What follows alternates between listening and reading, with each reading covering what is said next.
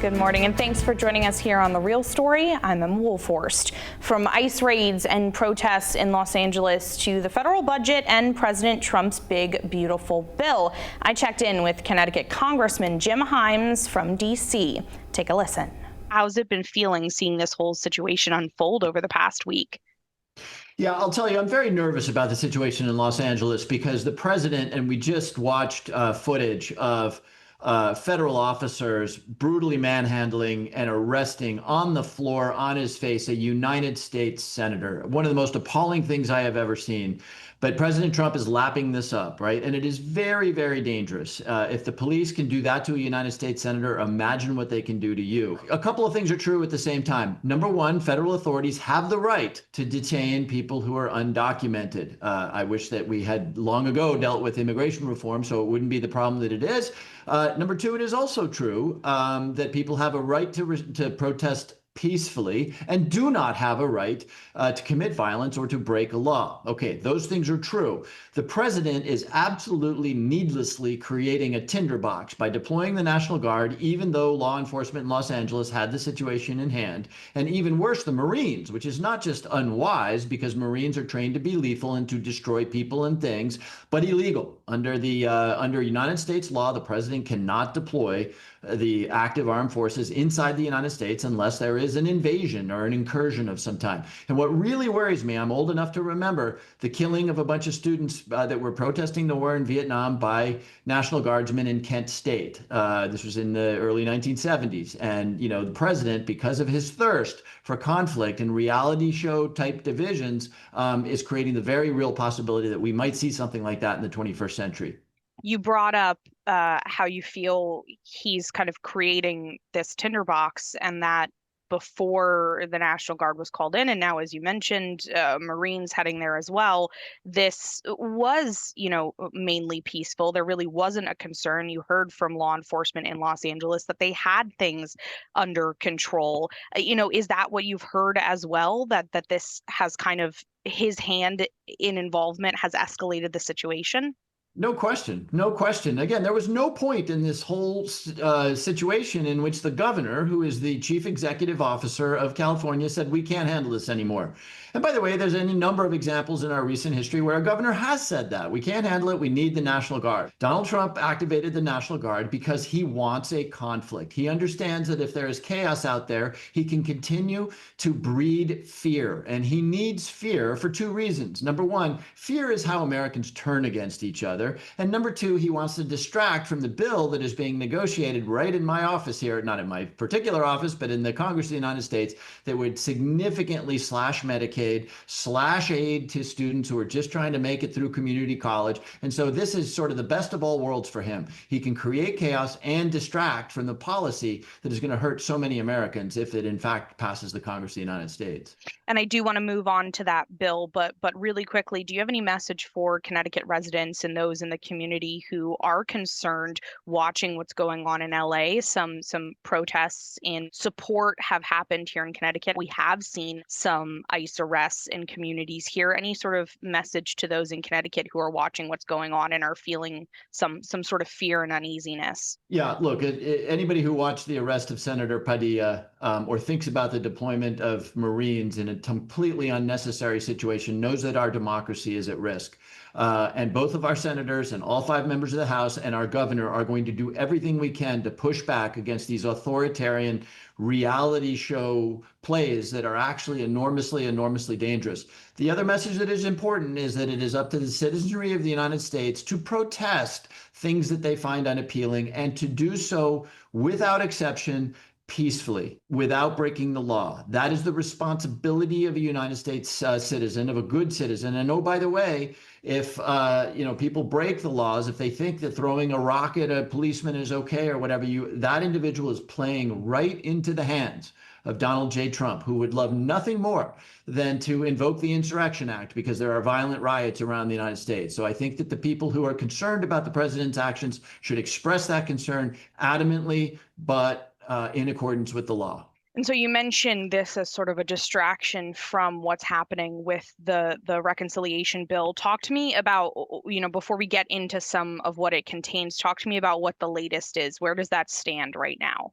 Well, as you know, the bill passed the House by one vote at a gosh, 5 in the morning or something. I'm not recalling that one fondly. But the bill that passed the House, which is currently under discussion in the Senate, would do dramatic cuts to Medicaid. And by the way, that's not just insurance for lower income people. That's insurance for 80 million Americans. Now, my Republican colleagues are saying it's all waste, fraud, and abuse, which are the three words that politicians use when they're lying to you about difficult choices, right? It's not just, a handful of low income Americans. It's rural hospitals. It's health centers in Bridgeport and Stanford and Norwalk. And so my hope is that the Senate comes to its senses, looks at the House bill and says, this is going to devastate our students. It's going to devastate people who rely on nutritional assistance to get enough calories in any given day. And it's going to devastate the healthcare system of some 70 to 80 million Americans, and just says, no, we're not doing this. That's sort of what the Senate is designed to do. And I hope that they do that. Democrats in both chambers have been very united against this bill. And since even though Republicans have a majority, it's a very slim majority. We know in the Senate, Republicans can only afford to lose 3 senators to no votes. So that is very tight. What are you hearing from your colleagues over there? Because I know they've indicated they kind of want to put their mark on the bill. And obviously, you and your Connecticut House colleagues were not happy with it moving over to the Senate chamber. So, what have you been hearing as they kind of work through this right now? Well, look, they've got a really tough situation over there because, again, they're staring at a House bill that a number of Republican senators will tell you is unacceptable because of the damage it causes American families. But look, they've also got people who are saying, we're voting no on this thing. Rand Paul of Kentucky is voting no on this thing because it doesn't cut enough. And because it actually, and this is something we haven't talked about, which is so interesting, here this party that says we care about the deficit and the debt, this bill, the one that came out of the House, would add almost $4 trillion to the national debt over a 10-year period. So here's a plan that cuts Medicaid, cuts food stamps, makes it harder for Americans to go to college. It adds to the debt very significantly, and all for what? And the answer to all for what is in order to maintain tax cuts for the very wealthiest of Americans and corporations. People need to understand that that is the purpose of expanding the debt the way this bill does and cutting healthcare and nutritional assistance for people. I mean, it's just madness. 90% of Americans oppose that. So again, fingers crossed that the Senate comes to its senses and puts forward something much more responsible. Being a citizen of a democracy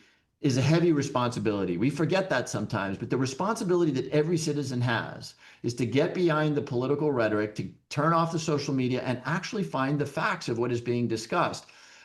Because only then can they, first of all, understand what's going on and be in a position to say, hey, you either need to get this done or you can't get it done.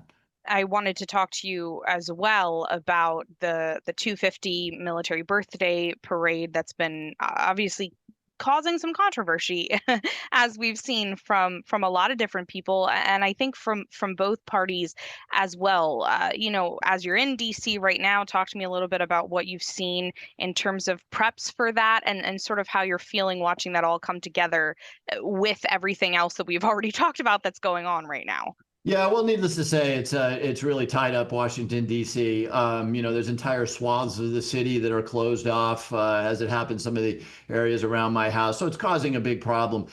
At heart, though, what troubles me about this is that I think that most people understand, and certainly President Eisenhower, who was offered a military parade, and he said, hell no. I think most people understand that strength is quiet, that confidence doesn't need to pound its chest, that true power can afford to be a little subtle, right? And in fact, it is people who are deeply insecure and weak who need to flex their muscles and pound their chests and have big military parades that remind me of something that would happen in Bolivia in 1975. I'm glad that our troops will get to participate in a fun parade, but it just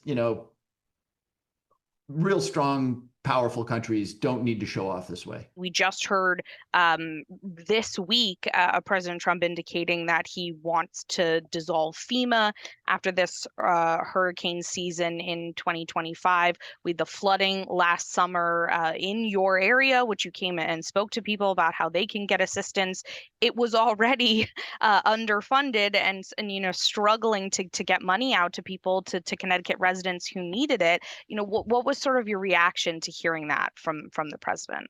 Well, it made me imagine, Elon Musk waving around his chainsaw, right? And I don't even need to make this argument because so many people in Connecticut, particularly in communities like Monroe and Shelton and Oxford, saw that when flooding devastated their communities, including a couple of fatalities, they saw that FEMA was there almost the next day and that they were there explaining the programs, telling people whose houses had been destroyed how they might, get some money to help them stay in a hotel, get some money to help them rebuild the house.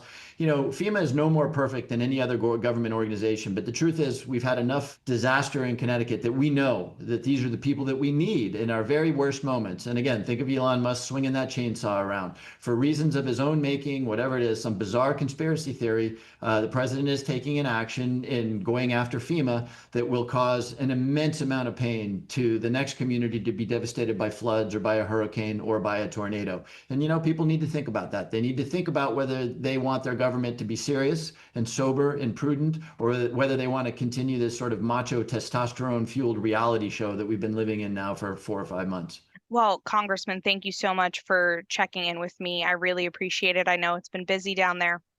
Thanks a lot. Thanks for having me. Still to come here on The Real Story, a controversial housing reform bill is sitting on Governor Lamont's desk, but will he sign it? We'll speak with two advocates for the measure about where it stands right now.